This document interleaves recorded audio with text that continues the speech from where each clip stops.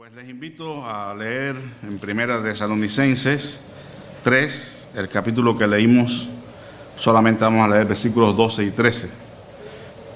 Primera de Tesalonicenses 3, versículos 12 y 13. Y el Señor os haga crecer y abundar en amor unos para con otros y para con todos, como también lo hacemos nosotros para con vosotros, para que sean afirmados vuestros corazones, irreprensibles en santidad delante de Dios nuestro Padre, en la venida de nuestro Señor Jesucristo con todos sus santos. Padre amado, te damos gracias por tu palabra y pedimos, Señor, que tú la hagas bendita en nuestros corazones.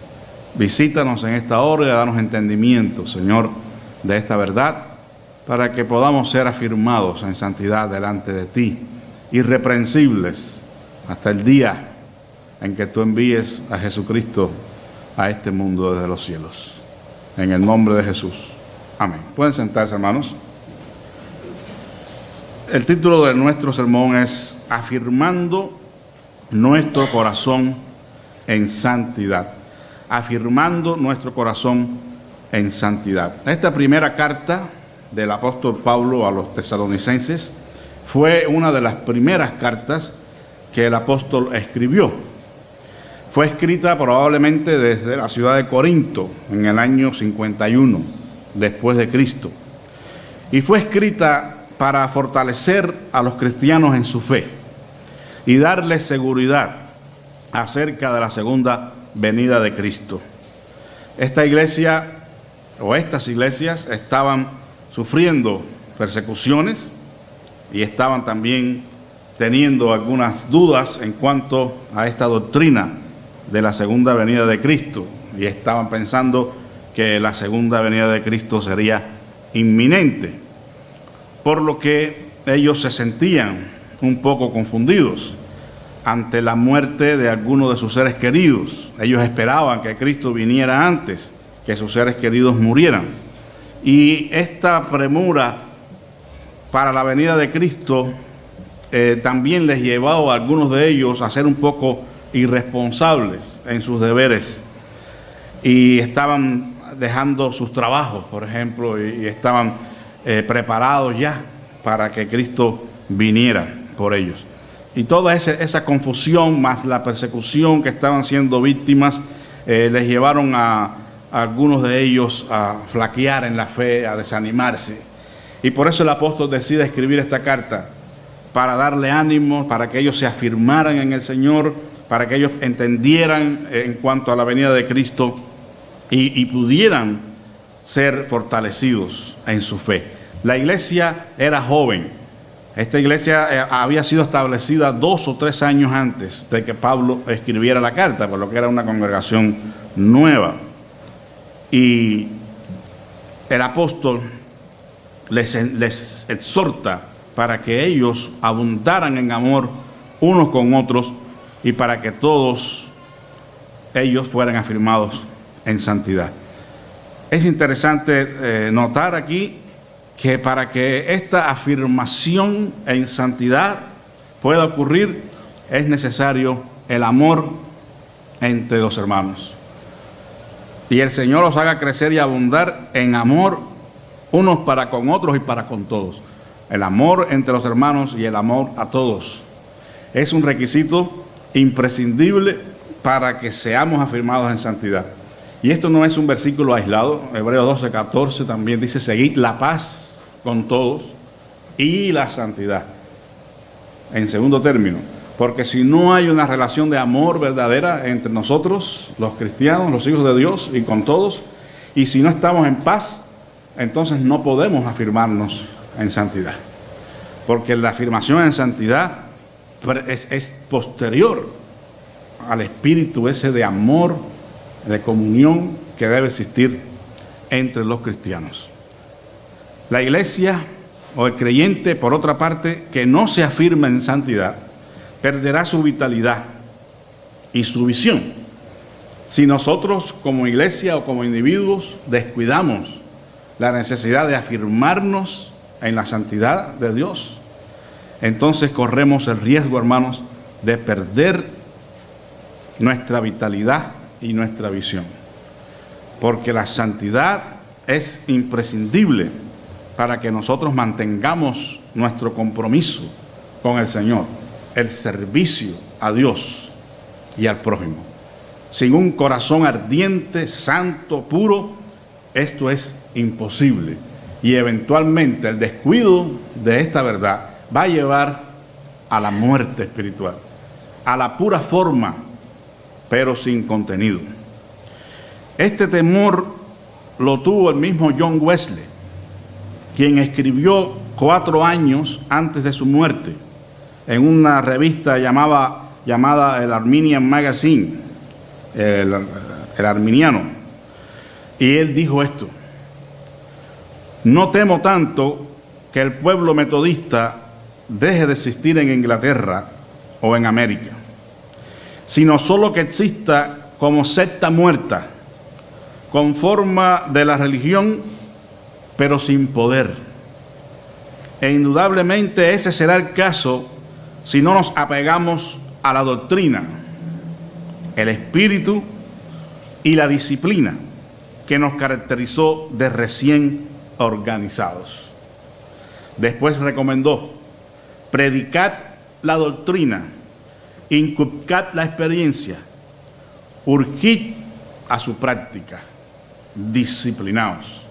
O sea, estas fueron las palabras de Wesley, quien tuvo el temor de que su movimiento, que llegó a ser después la Iglesia Metodista, llegara a existir, pero como secta muerta, sin el poder, sin la vitalidad del Espíritu Santo.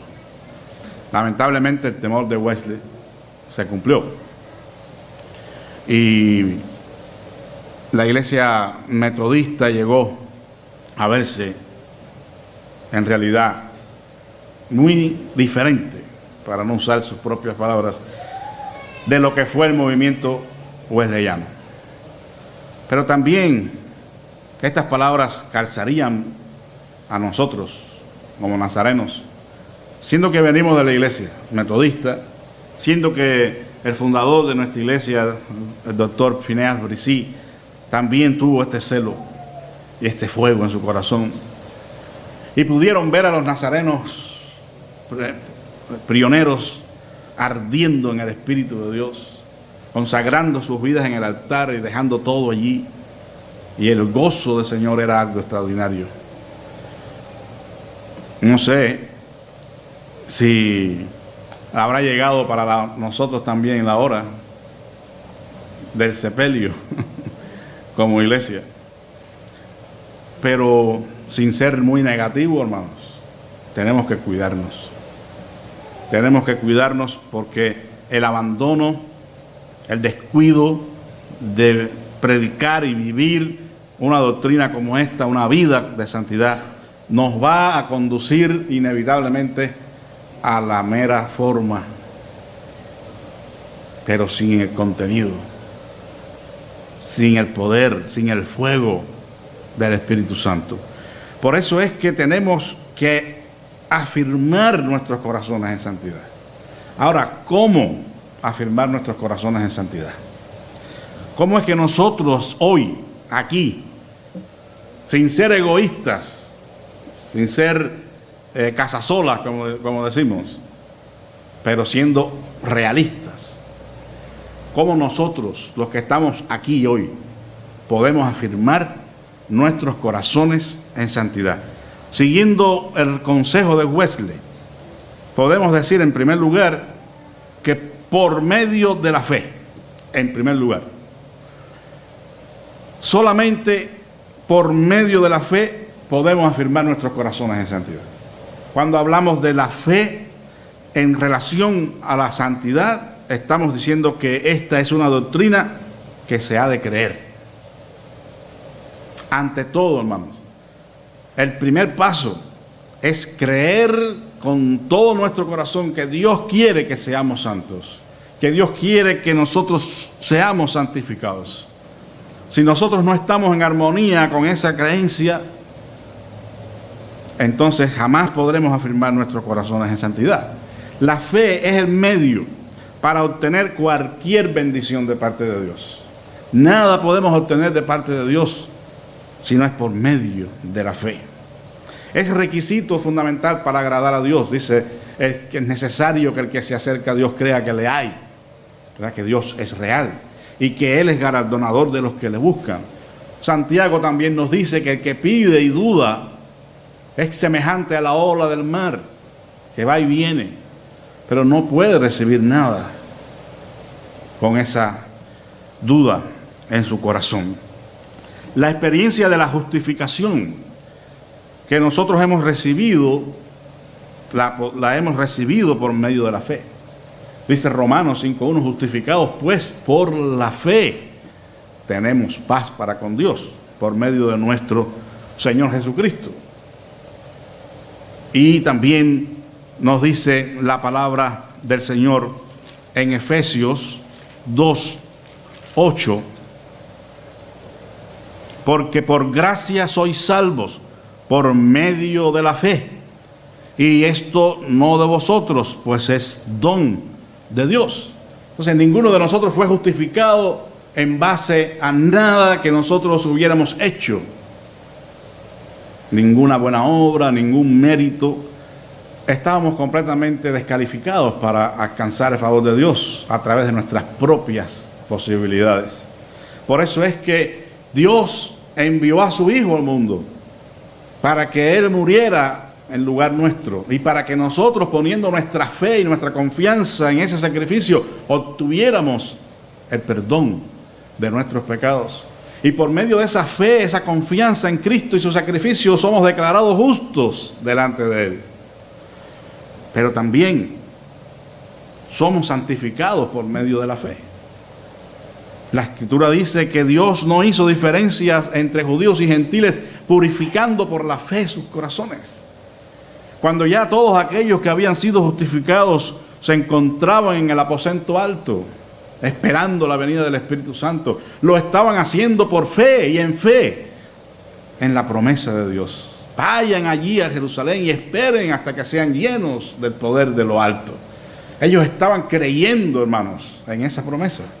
Por eso es que es indispensable la fe, tanto para ser justificados como para ser enteramente santificados, aunque la santificación comienza en la conversión, porque somos separados para Dios. Santidad por posición, se conoce ese hecho, porque somos trasladados de las tinieblas a la luz de Jesucristo.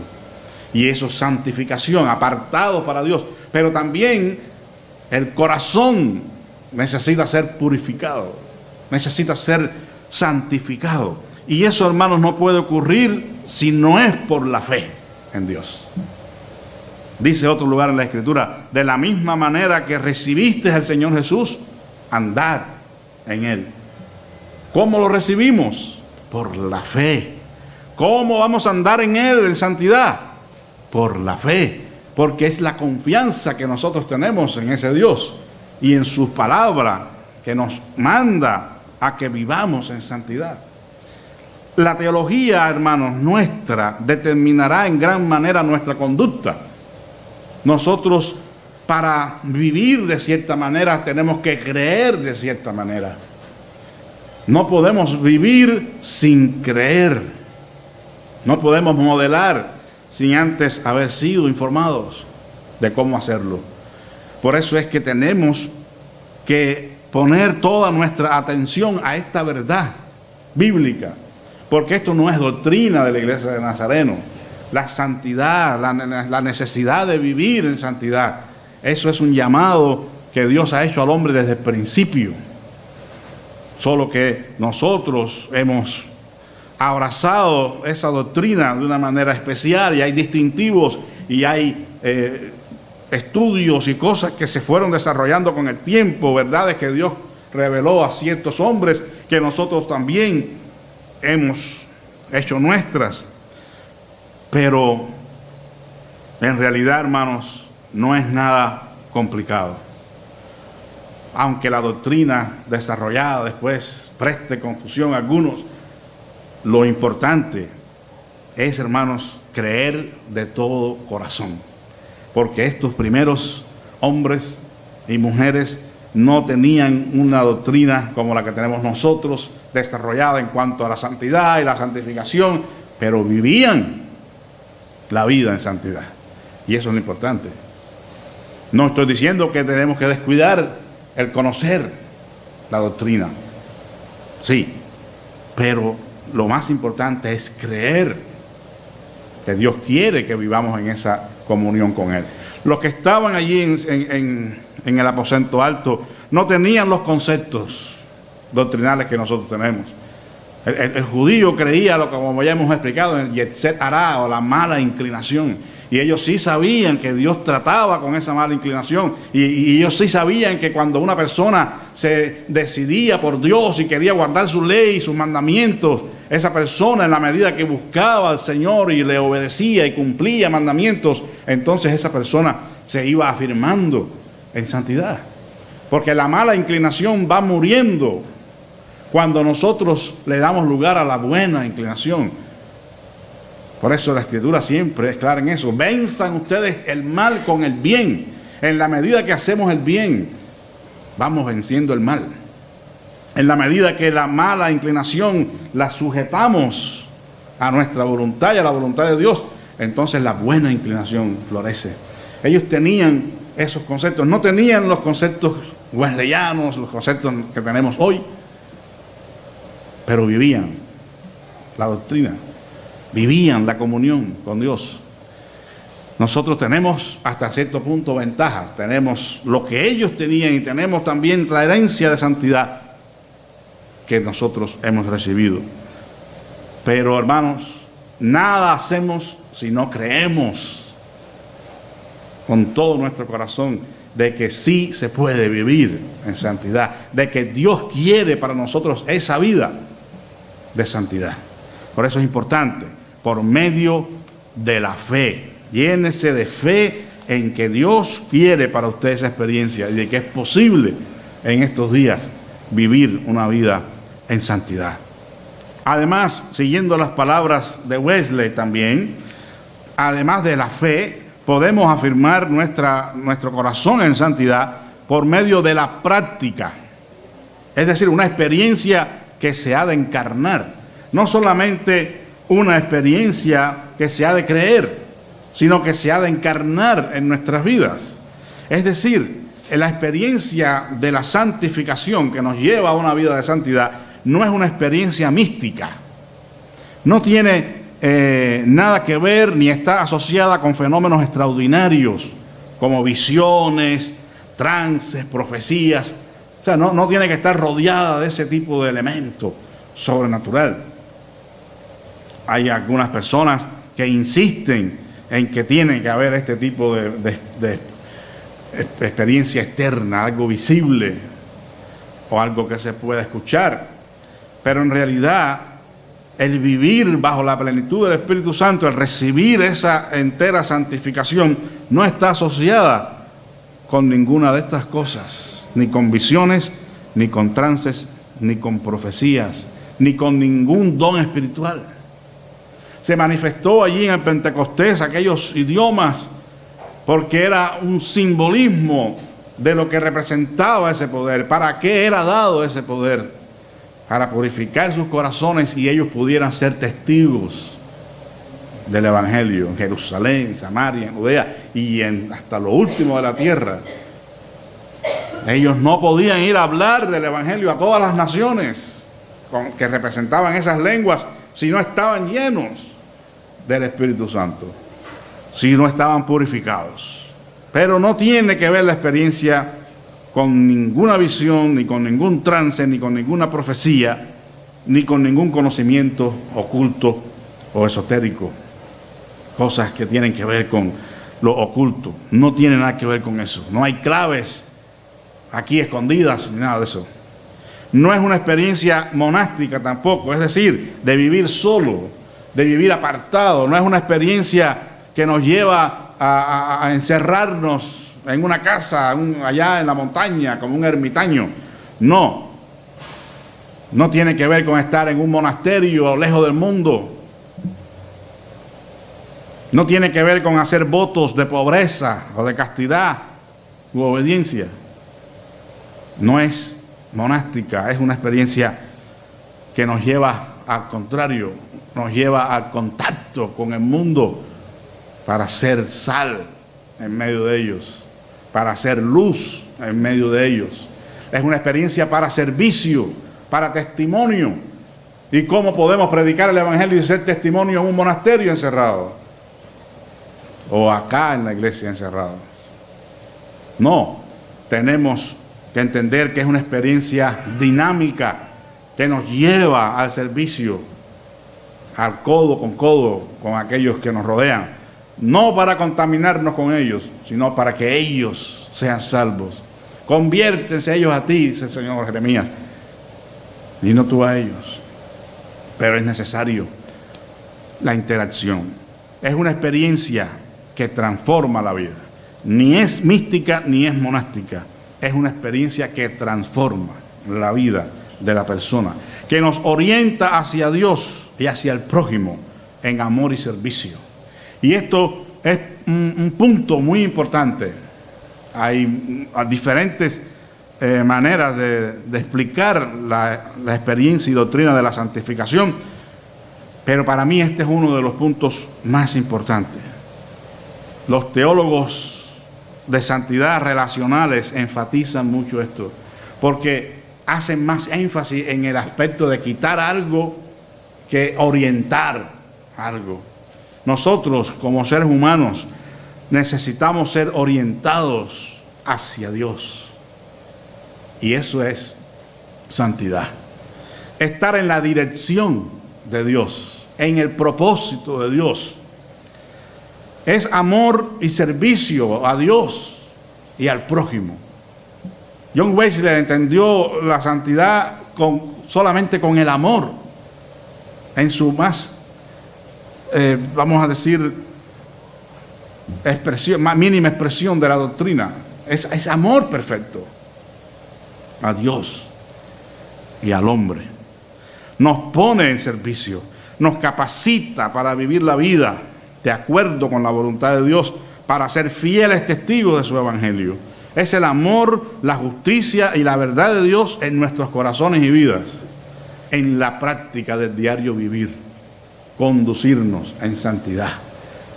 Cuando Pablo le escribía a Timoteo, joven pastor en Éfeso, dice, para que aprendas a conducirte delante de Dios en la iglesia, en la casa del Dios vivo. O sea, es algo que se traduce en acciones justas, en otras palabras, en verdad de Dios, en amor al prójimo. No es una cosa que tenga que ver con encerramiento.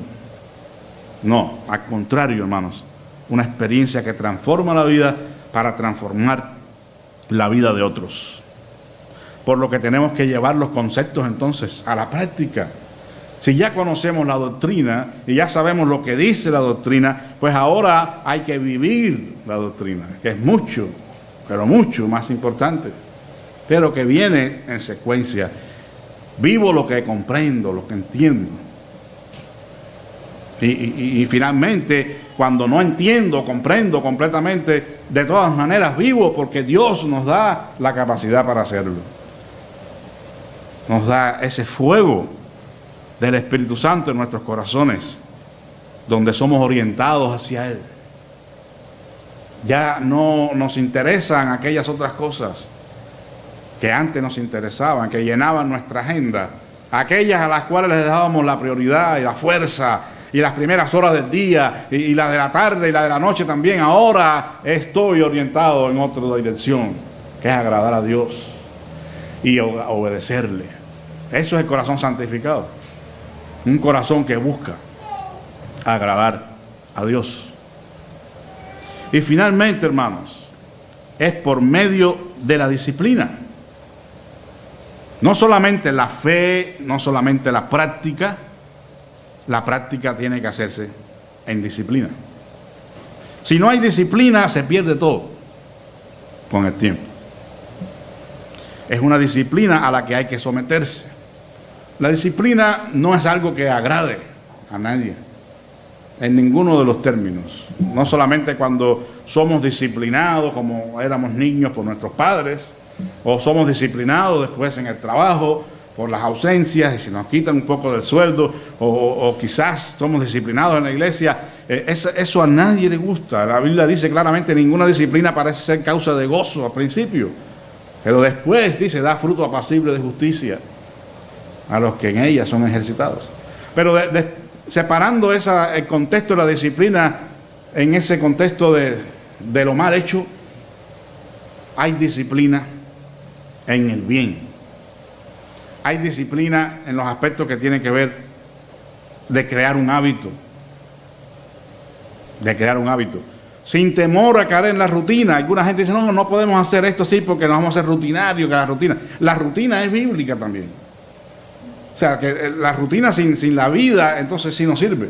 Pero para mantener la vida, hay que tener rutina. O sea, en el sentido de la regularidad. Juez les dijo también, escuche bien esto porque esto está interesante: si solamente predicáis la doctrina, el pueblo se volverá antinomiano. Antinomiano es una palabra que significa opuesto a la ley, en oposición a la ley, al mandamiento, ¿no? Él dice: si solamente están predicando la doctrina, la pura doctrina, la gente se va a volver opuesto a la doctrina. Todo es puro concepto y nada más. Llega el momento en que la gente, en este caso el pueblo wesleyano, se hace antinomiano, opuesto a la ley, porque toda la predicación es doctrina y doctrina, conceptos. Ahora dice él: si solamente predicáis la experiencia, se volverá fanático. El otro extremo: vamos a dejar todos esos conceptos doctrinales, no nos interesan, vamos a la experiencia y enfatizar la experiencia, solamente la experiencia, y la experiencia. La gente se hace fanática. Dice Wesley: si solamente predicáis la práctica, se volverá fariseo, un hipócrita, alguien externo nada más que cumple con la forma, pero es la práctica, el método. El pueblo se hará fariseo. Ahora dice él: y si predicáis todo ello, es decir, si predicas la doctrina, la experiencia y la práctica, como debe ser, si predicáis todo ello y no os disciplináis, el metodismo será como un jardín muy cultivado, pero sin cerca, expuesto a las bestias salvajes del bosque. ¿Entendieron? Si se predica la experiencia, se predica la doctrina y la práctica, todo eso, pero no se enseña la necesidad de ir a la disciplina de uno mismo, el dominio propio, entonces el metodismo va a ser como un jardín muy cultivado. Sí, todo está lindo, está perfecto, muchas flores de todos colores, de todos tipos, pero sin cerca. Cuando no hay un vallado que las proteja, entonces ahí entra todo lo que quiera entrar. ¿No han visto cuando se cuidan las flores en los invernaderos? Eso, todo cerrado y un cuidado tremendo para conservar la vida de las plantas. Bueno, en este caso, si la vida que nosotros hemos recibido de Dios ha tenido todos estos aspectos bien desarrollados, estamos bien doctrinalmente, estamos seguros de la experiencia que hemos tenido, sabemos que tenemos que vivirla, pero no disciplinamos, llega el momento que todo eso lindo viene el enemigo y lo destruye, porque es necesario la disciplina. Dice el apóstol Pablo acerca de esto, 1 Corintios 11, 24 al 27. Y habiendo dado gracias, no está mal.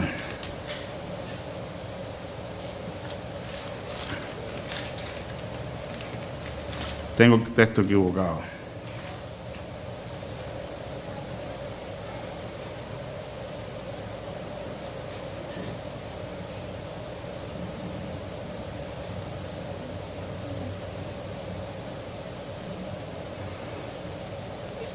El versículo lo tengo equivocado, hermanos, pero es cuando el apóstol dice que si él no ponía su cuerpo en servidumbre, él, habiendo sido heraldo, habiendo sido ejemplo de los creyentes, él mismo iba a ser eliminado, por cuanto él abandonaría la disciplina, la práctica de hacer las cosas en un orden, en una rutina.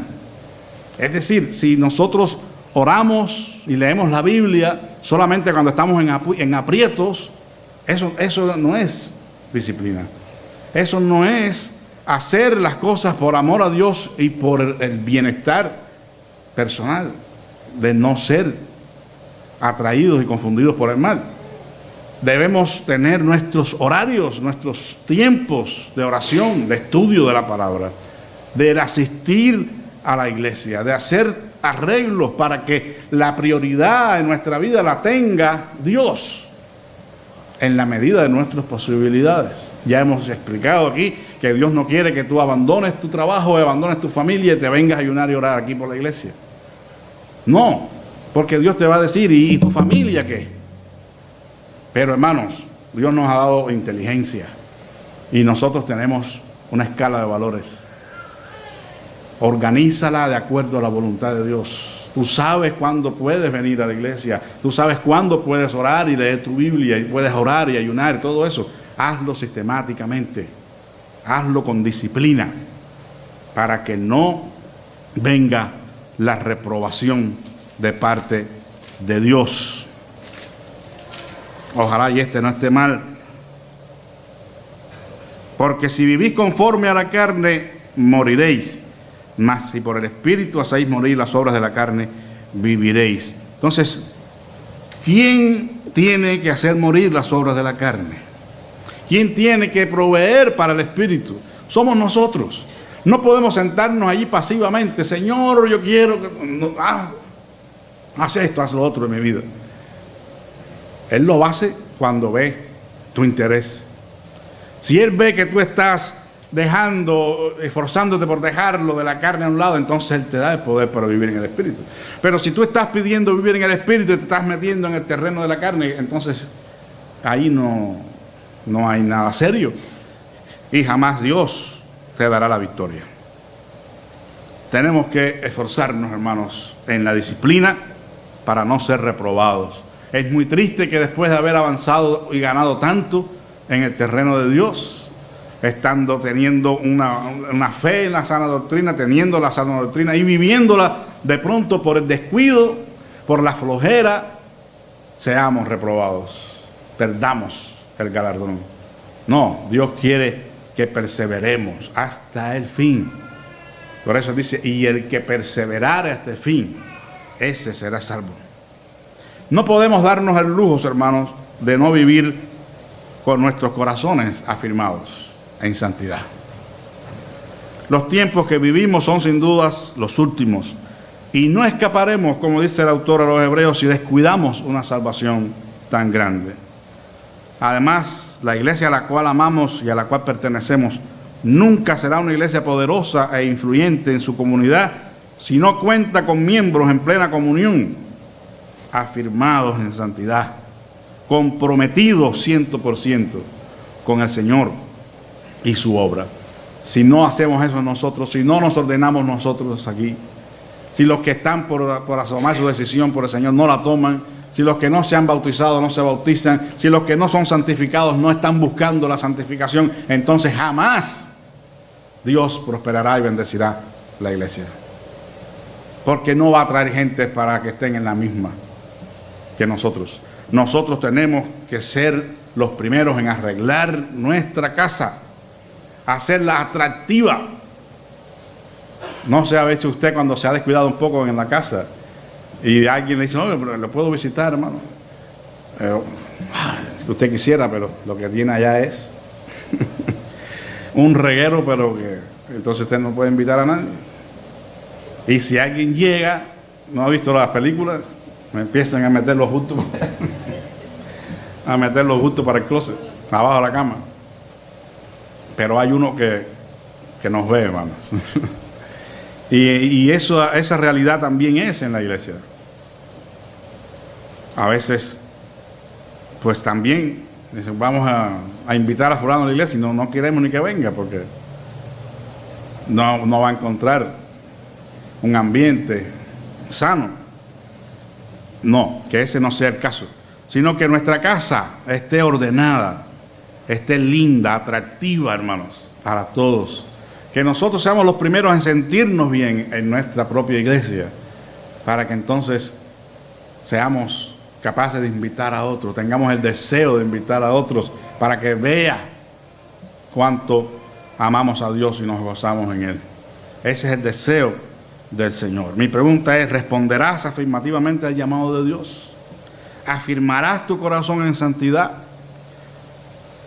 ¿Renovarás tus votos con el Señor?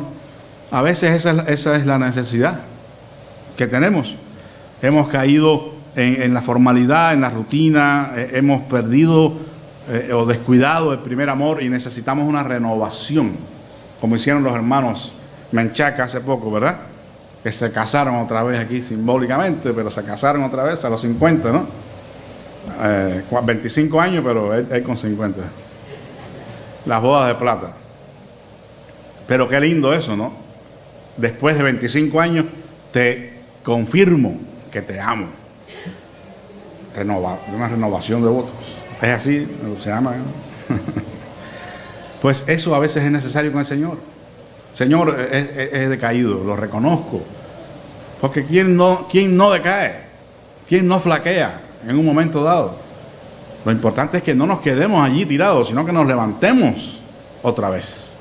Y digamos, Señor, aquí estoy de nuevo, ayúdame. Bueno, a eso los exhorto, hermanos, que usted lo haga en esta mañana. Vamos a orar.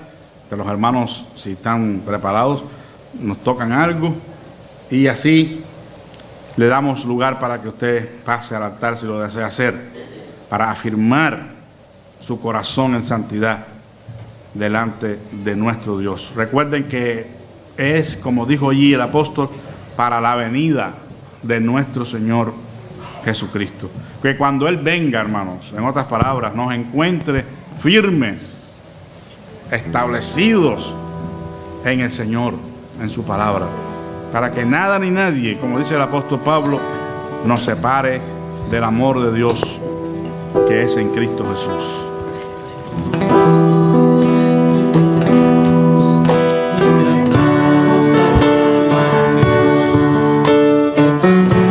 Derramado en mi corazón.